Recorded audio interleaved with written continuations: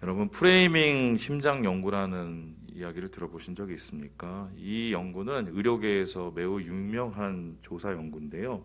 이 1948년부터 한 거의 60년간 진행되어 온 연구입니다. 이 연구의 시작은 심장 질환이 어떻게 일어나는지를 살펴보는 것으로 시작이 되었습니다. 2차 세계대전 직후에 심장병으로 돌아가신 분들이 많아서요. 왜 이런 일이 일어날까? 발작의 원인이 무엇일까를 살펴보려고 샘플 조사를 했는데요. 이 매사추세츠주의 작은 도시인 플레밍햄이라는 곳에 가서 그곳에 있는 시민 5,209명을 대상으로 60년간 추적 조사를 했어요. 그래서 이분들이 2년에 한 번씩 의료 검사를 받고 이 연구 관련 질문을 이제 대답을 해야 됐었는데요.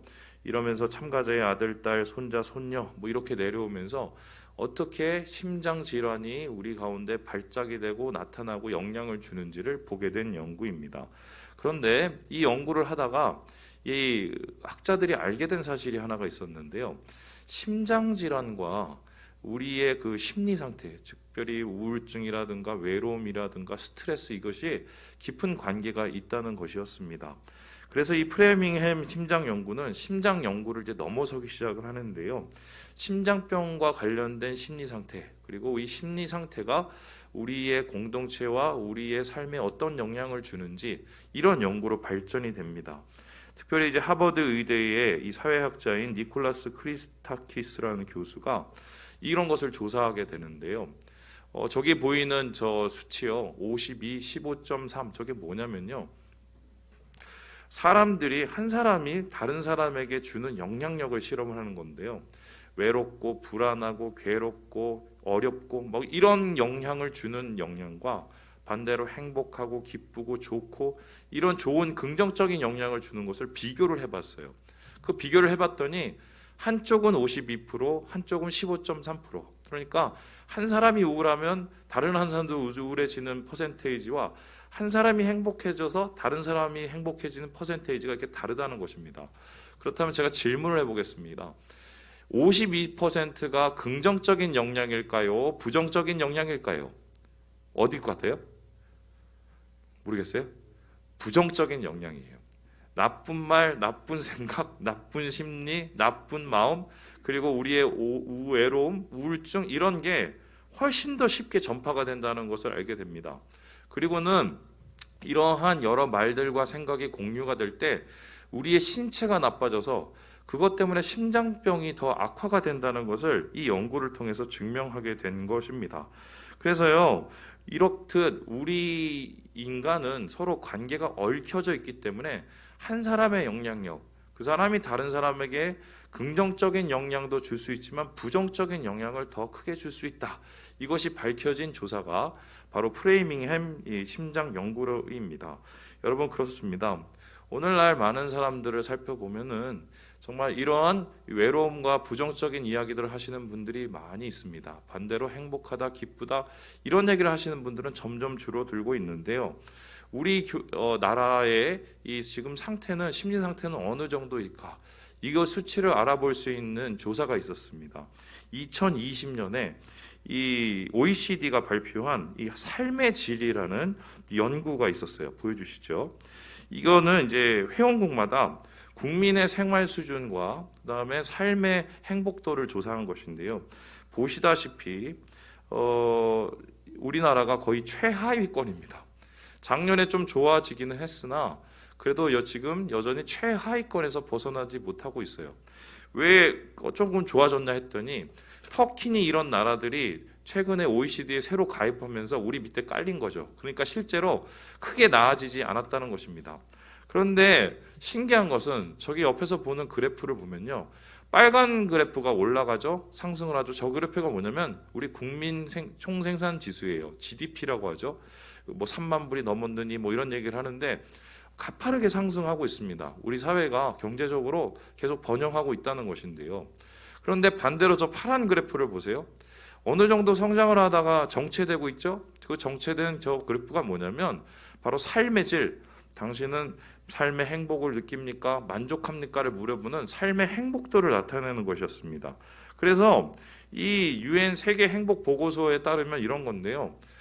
돈을 많이 벌고 삶의 질이 좋아지고, 그리고 한마디로 우리가 소득 수준이 올라가는 것과 행복은 거의 영향이 없다는 것이 밝혀진 거예요. 그래서 이에 대해서 이 학자들이 이제 밝혀진 바에 따르면 한국은 행복의 사회적 기초가 부족한 나라다. 그러니까 잘 사는 법은 아는데 행복하는 법은 모르는 나라라는 거예요. 그래서 우리의 삶의 방향에 좀 스스로 선택할 수 있는 여유를 찾아서 행복할 수 있는 방법을 배워야 되는 나라가 한국이라고 이렇게 조사를 하고 있더라고요.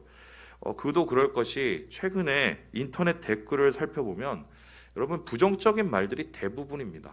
불평, 불만, 원망, 비난의 글이 섞여 있어서요. 심지어 이 글을 보고 마음이 힘들어서 자살하는 분도 있지 않습니까? 그래서요, 소득 수준은 최상인데 행복 수준은 최하의 수준. 왜일까요? 불평 수준이 세계 최고이기 때문이 아닐까, 저는 그렇게 생각을 합니다. 그래서 어느덧 대한민국 사회는 불평 공화국이 되어가고 있다, 저는 그렇게 생각을 하는데요. 오늘 우리가 본문에서 살펴보는 이 바울의 상황은 최악의 불평을 할 수 있는 상황이라고 할 수 있습니다. 왜냐하면 그가 지금 생사의 기로에 서 있기 때문입니다. 우리 함께 20절의 말씀을 같이 한번 읽어보겠습니다. 시작. 여러 날 동안 해도 별도 보이지 아니하고 큰 풍랑이 그대로 있음에 구원의 여망마저 없어졌더라. 바울이 예루살렘에서 로마까지 이제 가게 되는 여행이 있었습니다. 이 길이 2240km인데요. 꽤 먼 항이었습니다. 구보를 통해서 미항에 도착했고 여기서 배를 갈아탔습니다. 276명이나 탈 수 있는 큰 배를 탔는데요. 이 배가 곧 큰 풍랑을 만났습니다. 그런데 그 큰 풍랑의 수준이 어느 정도였냐면 살 수 있는 희망이 다 사라질 정도라고 얘기를 합니다. 그렇다면은 이들이 만난 이 풍랑은 어느 정도일까? 다음 그림을 보시면요. 이게 지중해 북동풍으로 알려진 그 폭풍 중에 하나인 유로클라톤이라는 이 바람입니다. 이 보시다시피 등대 하나가 완전히 삼켜져 버리죠. 이 성경에서는 유리글로라고 번역되어 있는데 이것은 이제 라틴어고요. 정확한 이 그리스 말은 유로클리톤입니다. 이러한 이 풍랑을 배가 바다에서 직접 만났으니 뭐 엄청난 위협을 느꼈을 것이 뻔합니다. 그래서요, 이들은 살기 위해서 발버둥을 치게 되는데요. 선체를 밧줄로 꽁꽁 쌌습니다. 부서질까 봐. 그리고 나서 어떻게 합니까? 닷을 하나씩 내려서 배의 움직임을 최소화시켰어요. 그것도 안 되니까 나중에는 짐을 막 버렸습니다. 곡식을 막 버렸어요. 배가 가벼워져야 살 수 있으니까. 근데 그것도 나중에 안 되니까 어떻게 하냐? 배의 기구들, 뭐 노 이런 걸 다 갖다 버리는 거예요. 그러면 이건 어느 수준이냐면 이제 뭐 죽기 살기로 이제 각오하고 심각한 수준이라는 것인데요. 갈 때까지 간 상황, 이 구원의 희망이 전혀 없는 상황까지 이들이 이르게 됩니다. 바울은 경험이 많은 여행가였습니다. 3번을 난파하고 구조된 경험이 있었는데요. 그래서 그가 이 유로클라톤이라는 이 바람을 만났을 때 지금 이 배가 어떤 수준인지, 그들이 어떤 상황까지 처했는지 제일 먼저 알았을 것이 분명합니다. 여러분, 삶에도 이러한 큰 풍랑을 만날 때가 있습니다. 이 큰 풍랑을 만날 때 사람들은 어떤 반응을 나타낼까요? 오늘 말씀을 살펴보면 사람들이 어려움과 괴로움과 인생의 풍랑을 만났을 때에 나타나는 반응이 적나라하게 드러나고 있습니다. 살펴보면 3가지인데요. 이 첫 번째는요, 이 누구 때문이야? 뭐 이런 말을 합니다. 도대체 지금 이렇게 된 게 누구 때문이야? 이렇게 물어보게 되는 거죠. 그래서 지금 사실은 이 길은 가지 말아야 될 길이었거든요. 바울이 사실 반대를 했습니다. 바다가 거셀 이 시즌이었기 때문인데요.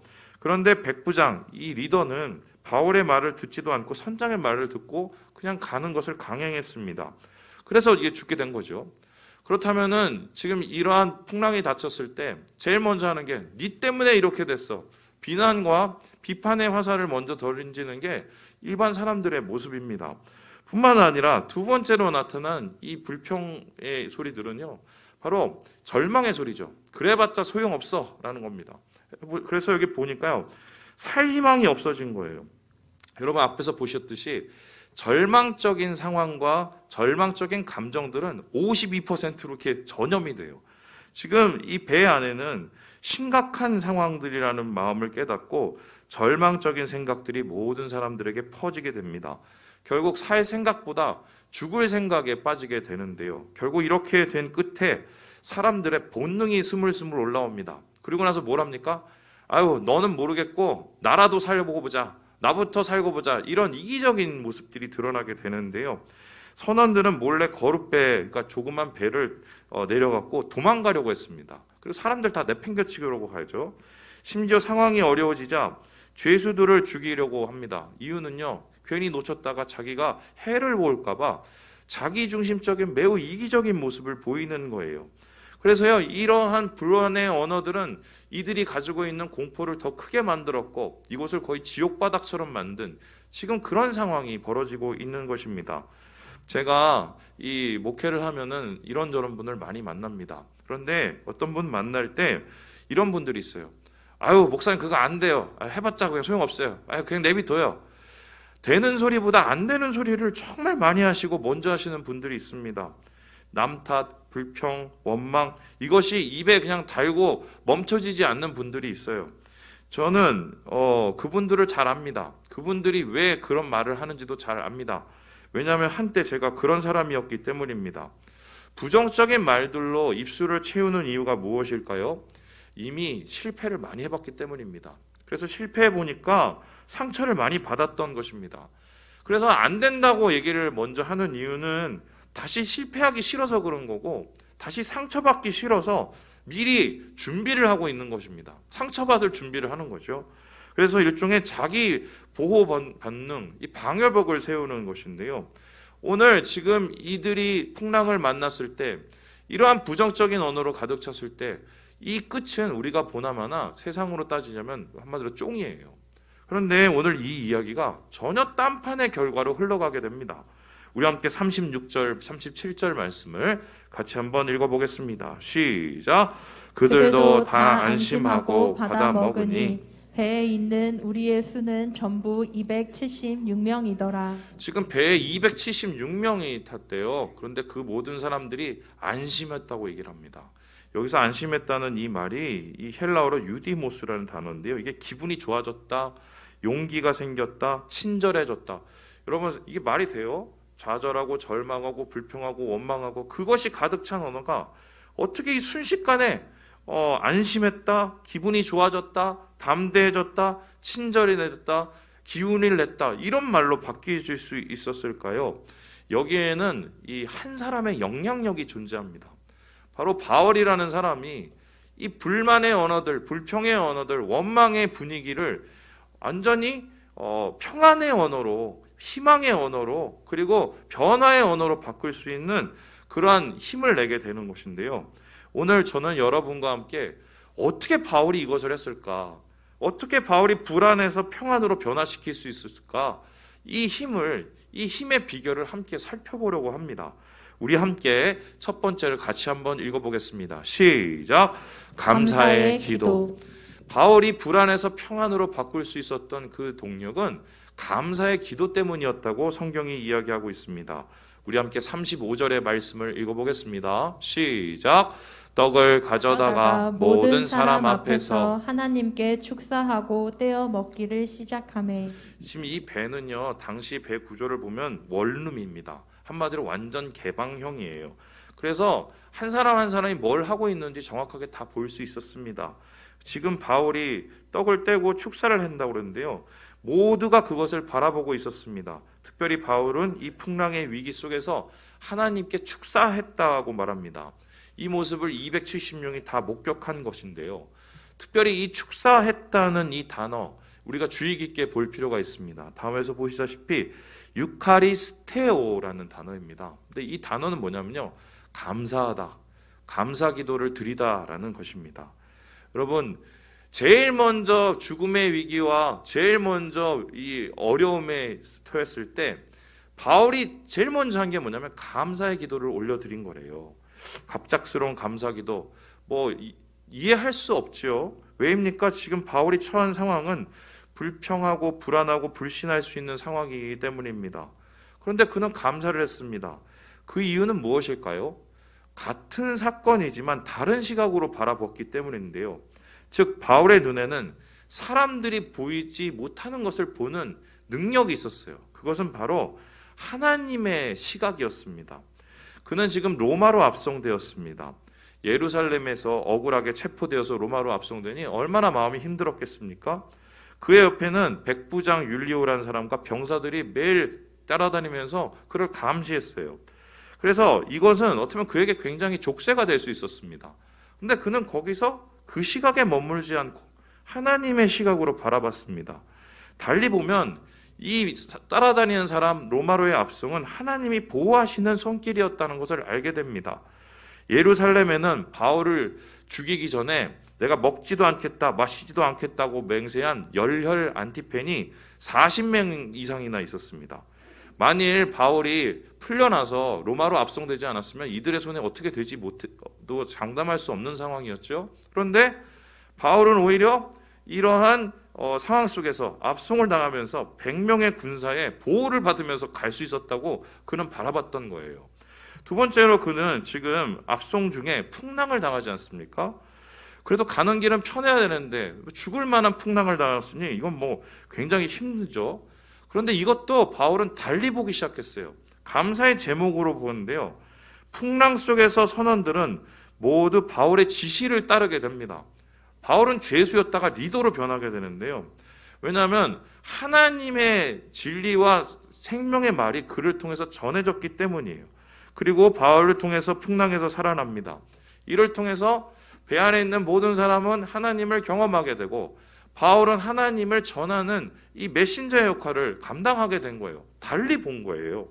뿐만 아니라 그는 풍랑 후에도 문제였습니다. 로마 가서 어떻게 될지를 몰랐기 때문입니다. 구사일생으로 목숨 건져도 가면은 죽을지 살지를 봅니다. 미래가 불투명하죠. 결국 이후에 바울은 로마의 지하 감옥에 2년 동안 갇혀 있게 되는데요. 불평해야 될 것이잖아요. 근데 그는 이게 잘 생각해 보니까 감사해요. 왜입니까? 바울의 평생 기도 제목이 있었어요. 로마에 가서 선교를 하는 것이었습니다.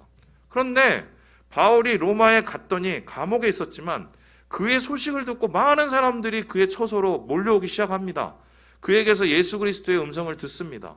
뿐만 아니라 나중에 바울은 로마의 가장 최상 권력자인 황제 앞에서 예수를 전하는 기회를 잡게 돼요. 그래서 지금 감옥 생활이 어떻게 보면 불평의 이유가 되지만 바울은 하나님의 시각으로 이해를 하고 봤더니 이거 역시 감사의 제목이었다는 것입니다. 우리도 마찬가지인데요. 어떻게 감사 기도를 드릴 수 있을까? 시각이 바뀌어야 돼요. 하나님께서 왜 이런 상황을 허락하셨는지 이 상황을 통해서 나에게 더 좋은 것을 주시려는 그것이 무엇인지를 찾을 수 있는 눈이 생겨야 됩니다. 기독교 신앙서적의 신화로 알려진 책이 한 권이 있습니다. 바로 이 책인데요. 평생 감사, 이 정광 목사님이 쓴 거. 여러분 한 권 가시신 분들 여기 분명히 계실 거예요. 이 책 자체가 기적인데요. 이게 50만 부 팔린 게 이게 10년 전이니까 지금은요 거의 70만 부가 넘었어요. 어마어마하지요. 심지어 이 책을 통해서 변화된 사람들의 이야기를 담은 후속작이 나올 정도였습니다. 그런데 여러분 이 책을 읽어보시면 알겠는데요. 이 책을 읽어보면 이게 더 기적이라는 걸 깨닫습니다. 왠가요? 별로 특별할 게 없습니다. 그냥 처음부터 끝까지 감사하자, 감사하자, 감사하자 뭐 이런 얘기만 반복되고 있어요. 모두 다 들어봄직한 알만한 이야기, 한마디로 뻔한 이야기로 채워진 책입니다. 그런데 왜 이게 이렇게 많이 팔렸을까 생각을 해보면 한국 교회가 지금 감사를 잃어버렸기 때문이 아닌가라고 그것을 반증하는 것인데요. 그래서 작가는 이 책을 통해서 감사가 가지고 있는 능력을 다음과 같이 설명하고 있습니다. 우리 같이 한번 읽어보죠. 시작. 감사는 절망을 밀어내고 희망을 끌어오는 기적의 힘을 가지고 있다. 기적은 감사가 충만할 때, 그래서 하나님의 마음이 움직일 때 일어난다. 하나님은 때때로 우리의 작은 감사를 통해 일상에서 작은 기적을 주시지만 역경과 시련의 때에도 크게 감사하는 사람을 통해 큰 기적을 베푸신다. 누구나 할 때 누구나 감사는 진짜 감사가 아닙니다. 진짜 감사는 감사할 수 없을 때 하는 것입니다. 감사할 수 없을 때 감사하는 이유는 무엇입니까? 하나님을 믿기 때문이고요. 하나님의 눈으로 바라보기 때문입니다. 그래서요, 우리가 지금 있는 그곳에서 불평과 원망에 갇히지 않고 감사의 무릎을 꿇고 하나님 앞에 무릎으로 나아갈 때 하나님께서는 우리의 기도를 들으실 것입니다. 사용하실 것입니다. 바울을 그 풍랑에서 구원하셨듯이 우리를 구원해내시고 우리의 삶에 좋은 것을 주실 것을 저는 오늘 말씀 통해서 깨닫게 되는 것입니다. 두 번째로 이 바울이 불안에서 평안으로 옮길 수 있는 그 능력은 어디서 나왔을까요? 우리 함께 같이 한번 읽어보겠습니다. 시작. 소망의 언어. 먼저 감사의 기도를 드렸어요. 두 번째는 뭐냐면 소망의 언어를 전하고 있습니다. 우리 함께 34절의 말씀을 같이 한번 읽어봅시다. 시작. 음식 먹기를 권하노니 이것이 너희의 구원을 위하는 것이요 너희 중 머리카락 하나도 잃을 자가 없으리라 하고. 다 안 된다고 그러고 다 죽겠다고 그러고 나만 살겠다고 할 때 바울은 말합니다. 아니다. 너희 중에 머리카락 하나도 잃을 자가 없다. 우리 산다라고 했어요. 함께 살자라고 얘기했어요. 바울이 이렇게 소망을 말할 수 있었던 이유가 무엇일까요? 허무맹랑한 당정한 긍정 마인드였을까요? 말씀을 보면 그게 아니라는 것을 압니다. 그가 하나님을 믿었기 때문이고 하나님으로부터 음성을 들었기 때문입니다. 하나님께서는 풍랑에 쌓여있는 바울에게 말씀하셨습니다. 걱정하지 마. 네가 황제 앞에 서게 될 거야. 그리고 내가 너와 함께 해줄 거야. 그리고 너와 함께한 모든 사람이 같이 살 거야 라고 말씀을 하셨어요. 이 소망은 바로 하나님의 믿음을 통한 확신이었습니다. 하나님의 소망은 다릅니다. 어려워도 소망입니다. 어두워도 소망입니다. 하나님의 말씀이기 때문입니다. 그래서 하나님은 말씀을 통해서 우리에게 약속하십니다. 함께 하겠다. 포기하지 마라. 다시 일어설 수 있도록 도와주마. 우리에게 하나님께서 구원과 회복을 말씀하십니다. 그를 찾는 일을 절대 버리지 않으신다고 주님이 오늘도 우리에게 말씀하십니다. 그래서 우리가 소망을 얘기할 수 있습니다. 소망의 끈을 놓지 않을 수 있는 것입니다. 그러한 우리의 말과 행동은 하나님의 통로가 되어서 세상 속에서 던지는 소망의 언어로 변하게 됩니다. 사람들은 우리의 말을 듣고 하나님의 희망을 얻고 절망 속에서 다시 소망을 찾게 되는 것입니다. 이와 비슷한 구약시대의 일이 있었습니다. 바로 이 예레미야라는 선지자의 일이었습니다. 어느 날 예레미야를 향해서 하나님께서 명령을 하셨습니다. 예레미야야, 저기 가서 땅을 사. 이렇게 얘기를 했어요. 하나님께서 부동산 투기를 하시는 것도 아니고 왜 예레미야를 보고 땅을 사라고 했을까요? 그리고는 어디 땅을 살지 정확하게 말씀해 주십니다. 니네 그 삼촌 그 하나멜이란 그 조카 그 집에 가갖고 아나돗에 있는 그 밭을 꼭 사라 이렇게 했어요. 그리고 그 밭을 사서 매매 계약서가 있잖아요. 그거를 보관을 어디냐면 옹기에다 넣고 도자기에다 넣고 땅속에 파묻어 놓으라고 그랬어요. 아니 지금 이 상황이 어떤 상황이냐면요. 곧 유대가 망하는 상황이에요. 여러분 망하는 나라에서 땅 사면은 그 땅 곧 내 거가 될지 남의 거가 될지 모르잖아요. 지금 우리 북한에서 내려오신 실향민들 중에 옛날에 내가 말이야 이러면서 내 땅이 어쩌고 저쩌고 이런 얘기 다 하시는데 돌아가면 그분 땅은 없어요. 왜냐면 이미 다른 사람이 가지고 있기 때문이죠. 지금 이런 상황이거든요. 그런데 하나님께서 어이없이 예레미야한테 땅 사라고 얘기합니다. 왜 그랬을까요? 이에 대해서 하나님께서는 이유를 말씀하셨어요. 우리 함께 예레미야서 32장 말씀을 같이 한번 읽어봅니다. 시작. 만군의 여호와 이스라엘의 하나님께서 이와 같이 말씀하시니라. 사람이 이 땅에서 집과 밭과 포도원을 다시 사게 되리라 하셨다 하니라. 너네들이 망하지만 언젠간 다시 올 거야. 그래서 내가 그 증거로 이 땅 사라고 하는 거야. 땅 사는 게 문제가 아니라 그 땅을 사는 예레미야의 모습을 통해서 소망의 메시지를 던지려는 거예요. 마찬가지로 바울도 마찬가지죠. 사람들에게 살 거야. 죽을 얘기를 할 때 살 거야라고 얘기하는 것은 그 말을 통해서 다른 사람들의 불안을 쫓아내고 하나님의 소망을 던지기 때문입니다. 예수 믿는 사람이 빛과 소금인 이유가 무엇입니까? 남들 안 된다고 그러고 남들 죽겠다고 그럴 때 우리는 소망을 얘기하기 때문이에요. 하나님을 믿기니까 소망을 얘기하고 하나님이 말씀하시니까 소망을 말할 수 있습니다. 그래서 우리는 소망의 메신저요, 통로요, 소망을 만들어가는 주님의 사람이라고 오늘 말씀 속에서 우리가 이 얘기를 듣게 되는 것입니다. 마지막으로 바울이 불안에서 평안으로 바꿀 수 있었던 그 능력은 어디에서 나왔을까요? 우리 같이 한번 읽어봅니다. 시작. 사랑의 식탁. 기도를 감사했어요. 그리고 소망의 말을 건넜어요. 그리고 마지막으로 사람들과 함께 같이 밥을 먹습니다. 우리 함께 33절의 말씀을 같이 한번 읽어보겠습니다. 시작. 날이 새어가매 바울이 여러 사람에게 음식 먹기를 권하여 이르되 너희가 기다리고 기다리며 먹지 못하고 줄인 지가 오늘까지 열 나흘인즉. 이 사람들이 거의 14일, 2주 동안 밥을 못 먹었어요. 그 이유가 뭐냐면 폭풍하고 싸우니까 시간도 없고 다급하고 배멀미 나고 내일이 어떻게 될지 모르는, 죽을지도 모르는 생사의 두려움 때문이었습니다. 그런데 이러한 이 다급한 상황 가운데 갑자기 바울이 기도를 하고 소망의 말을 건넨 후에 밥을 먹습니다. 밥을 그냥 먹는 게 아니라 같이 먹자고 사람들을 불러요. 여러분, 죽을 위기가 바로 눈앞에 있는데 이 밥이 넘어가겠어요? 그래서 사람들이 안 먹는 거예요. 그러니까 바울이 어떻게 합니까? 자기부터 먼저 먹어요. 그런데 신기한 게 바울이 먹는 거를 보고 다른 사람들도 같이 자리에 앉습니다. 그리고 바울이 따뜻하게 그 빵을 떼어줘요. 그리고 사람들이 그걸 받아 같이 먹어요. 276명이 죽음의 위기 앞에서 같이 밥을 먹습니다. 그런데요, 이 밥을 먹는 이 권하다는 이 단어가 뭐냐면요, 위로하다, 격려하다라는 단어예요.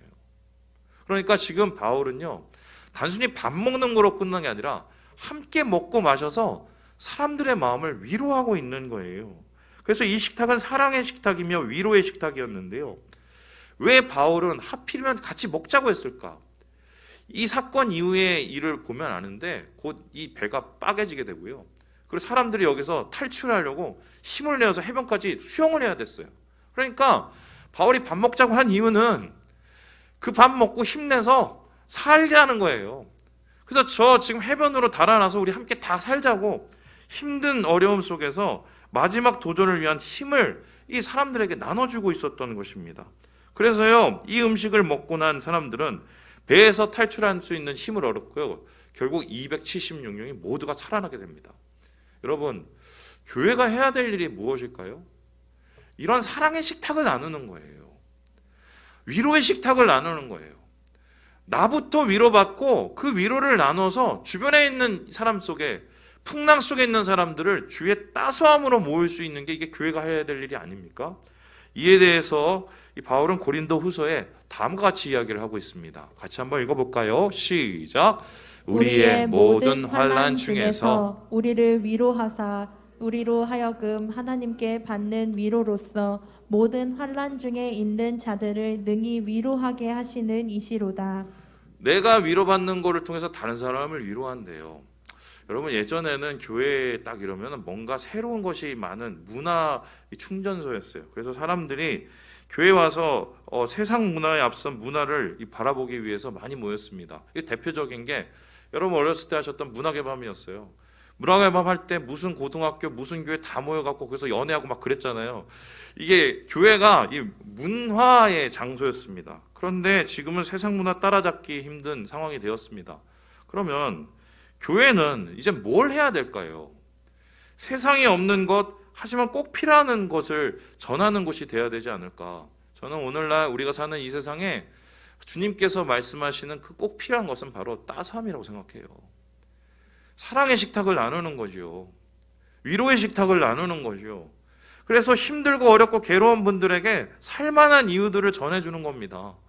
하나님이 그들을 사랑하시고 그들을 포기하지 않으시고 하나님께서 그들을 통하여서 일하시기 원하신다는 그 메시지를 던지는, 밥을 나누는 그 공동체가 주님이 원하시는 게 아닐까. 우리가 참 어렵고 힘듦 속에서도 계속해서 재정을 쪼개갖고 사랑의 식탁, 사랑의 밥상, 사랑의 무슨 쌀떡 계속 퍼주고, 목사님 그거 퍼줘봤자 사람들 다 몰라요, 이런 얘기 하시는 분도 있어요. 근데 저희가 마음을 모아서 그거 하는 이유가 뭡니까? 교회가 그거 안 하면 누가 해요? 어디 가서 따뜻한 밥을 먹겠어요? 어디 가서 조건 없는 사랑을 한번 받아보겠어요? 그 손길과 배려를 어디서 한번 느껴보겠어요? 교회가 이거 못하면 세상도 찾을 수가 없어요. 지금 바울은 이렇게 환난과 완전히 무너진 절망 속에서 사랑의 밥상을 건네요. 그걸 같이 먹어요. 같이 살아요. 주님께서 오늘 한국교회에게 바라시는 것이 아닐까? 저는 오늘 말씀 보면서 마음이 뜨거워지더라고요. 이야기 하나 하고 마칠게요. 바로 이 그림이에요. 여러분, 이 그림이 뭐냐면요, 요한 웨슬레는 되게 유명한 종교 이 부흥사가 있었어요. 이 사람은 영국 사람인데, 이 사람이 어느 날 영국에서 미국의 조지아로 이렇게 건너가고 있었거든요. 선교를 하러 가고 있었어요. 근데 선교를 하러 갔는데 막 엄청나게 막 바람이 불고 거의 죽기 살기의 상황이 된 겁니다. 이 1735년이었는데요. 그래서 이 사람들이 다 이제 다 죽었다, 죽기 생겼다, 뭐 이렇게 하면서 절망하고 있었어요. 그런데 이상하게 저기 보니까 어떤 사람들이 노랫소리가 들리는 거예요. 그래서 신기하고 거기 가서 쳐다본 거예요. 저기요, 계단 밑에 쳐다보는 그 젊은이가 있죠? 그 사람이 바로 웨슬레거든요.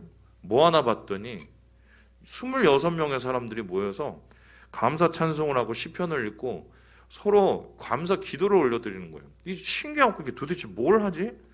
알아봤더니 이 사람들이 이 독일에 있는 기독교 공동체인 모라비안 형제단이었는데요. 이 모습을 보고 이 웨슬레가 충격을 받습니다. 왜요? 나는 이렇게 불안한데 저들은 평안하니까 그게 이해가 안 되는 거예요. 그래서 신기해갖고 가서 그 목사님한테 물었어요. 다음 한번 보여주시죠. 웨슬리는 폭풍우가 지난 후에 그들 중 한 사람에게 물었다. 당신은 두렵지 않습니까? 그러자 그 사람은 아니요, 하나님께 감사할 따름입니다 하고 대답했다. 웨슬리는 다시 물었다. 그렇지만 당신네 부인들과 어린이들은 두려워하지 않았습니까? 그 사람은 부드럽게 대답했다. 아니요, 우리 부인들과 어린이들은 죽음을 두려워하지 않습니다. 웨슬리는 모라비아 교도들이 자신이 갖고 있지 못한 하나님에 대한 신뢰심을 가졌다고 확신했다. 그 후에 웨슬리가 뭘 했냐면요, 배 안에 있는 사람들을 쫓아다니면서 저기 보세요, 저 사람들 보세요. 그래서 이 26명의 사람이 다른 사람들에게 평안함을 끼친 거예요. 결국 이 배는 순항을 하고요, 다 살아남아요. 말씀을 마칩니다. 지금 우리는 풍랑을 지나고 있어요. 세상이 다. 이 풍랑 지나면서 교회가 할 말이 없을까요? 억울한 게 없을까요? 불평할 게 없었을까요? 정부를 향해서 얘기할 게 없었을까요? 하기 시작하면 한도 끝도 없어요. 그럼에도 불구하고 우리가 불평의 언어들을 멈추고 그래도 감사하려고 노력하는 건 무엇입니까? 그게 교회니까 그래요. 주님이 사랑하시는 교회가 되셔서 소망을 전하시는 감사의 공동체로 거듭나시는 우리 모든 형제 자매들 되시길 주님의 이름으로 축원합니다. 기도하겠습니다.